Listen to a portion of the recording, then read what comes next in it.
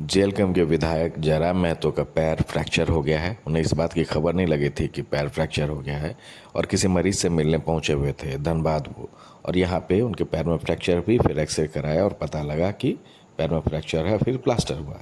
ये खबर सुनते ही सबसे पहले धनबाद के सांसद हैं बीजेपी से डुल्लू महतो, ये सीधे पहुंच गए जयराम महतो से मिलने के लिए अस्पताल।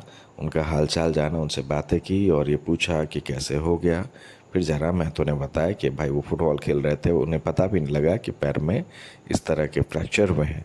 बाद में जब एक्सरे के बाद ये पता चला तो उन्हें पता लगा कि नहीं, ये फ्रैक्चर हो चुका है। फिर डॉक्टरों की सलाह पर इसमें प्लास्टर लगाया गया और ये सलाह दी गई कि भाई अब घर में कुछ दिन आराम कीजिए। लेकिन जयराम महतो ने डॉक्टर की सलाह को माना नहीं और पैर में फ्रैक्चर होने के बाद भी वो लगातार लोगों के संपर्क में हैं, लोगों से मिल रहे हैं। अस्पताल में रहने के बावजूद जहाँ जहाँ उनकी ज़रूरत हो रही है वहाँ वहाँ वो जा रहे हैं, एक एक सीमित दायरे में। लेकिन सबसे बड़ा सवाल अब आ रहा है रेल टेको जो आंदोलन होने जा रहा है 20 तारीख को।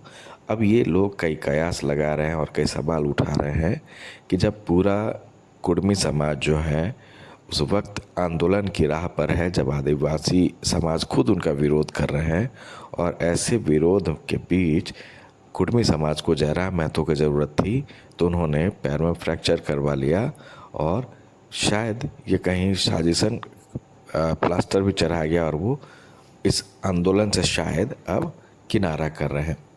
लेकिन डुल्लू महतो के साथ उनकी मुलाकात अपने आप में कई गवाही कह रही है।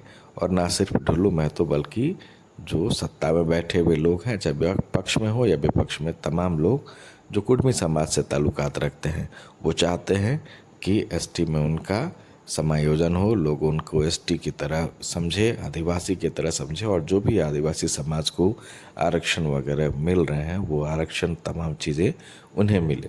तो आदिवासियों से लड़ाई के बीच अब जो है एक फैसला पहले उन्होंने कर लिया था कि निशा भगत को पार्टी से निकाल दिया था महतो के खिलाफ बोलने में।